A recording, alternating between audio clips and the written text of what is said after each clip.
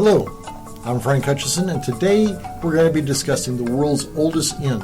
It started before 803 AD. And it leads to a question. Why would an abbey have a restaurant? And have it for, 1,200 years? Mm-hmm. Well, abbeys were some of the largest, most stable businesses, really, when you look at medieval Europe. And they had lots of land, usually. People donated to them. They had all these stores, and they needed to do something with it. Right, and then we'll also get into this a little bit later when we get into preservation of food. But one of the things that you can do to preserve food in some format is to turn it into alcohol. So if you have a lot of grapes, you can turn them into wine. Because the grapes themselves will eventually spoil. But if you turn them into wine, you can keep them, you can store them longer. So when you have a restaurant attached to an abbey, you have an outlet for this surplus, as well as another income stream, which is always helpful as well.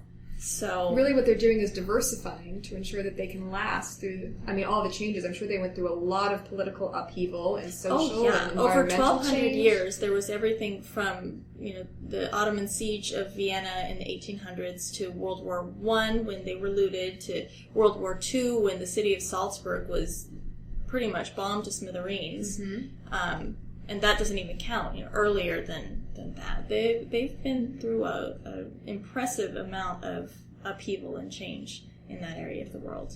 I was just thinking, we both work with a nonprofit startup that's been looking at diversifying. And what I hear a lot when I hear the story of this monastery that had a restaurant is I hear echoes of the conversations we have with startups, especially nonprofit startups, that don't want to be dependent on donations all of the time. They develop another stream of income, and that's really what this monastery was doing. Is instead of being dependent on tithes and donations and estates that were willed to them, they found a way to use their surplus not just to feed the monks over time, but to actually make some money off of it.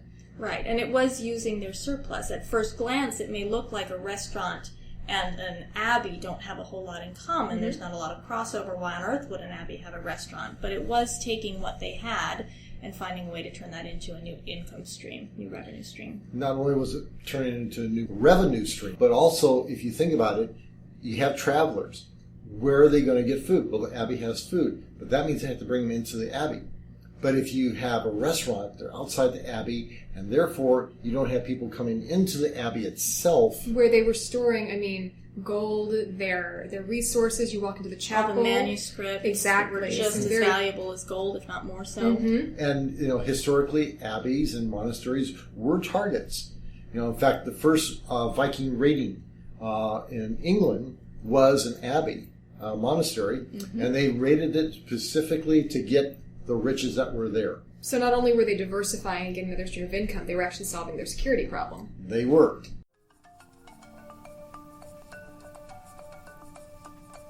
If you'd like to learn more about the subject that we discussed today, you can find multimedia content, links to articles we discussed, and videos on our website at www.hiddenhistoryofbusiness.com. You can also find us on Facebook as The Hidden History of Business and on Twitter as well. Thanks for listening.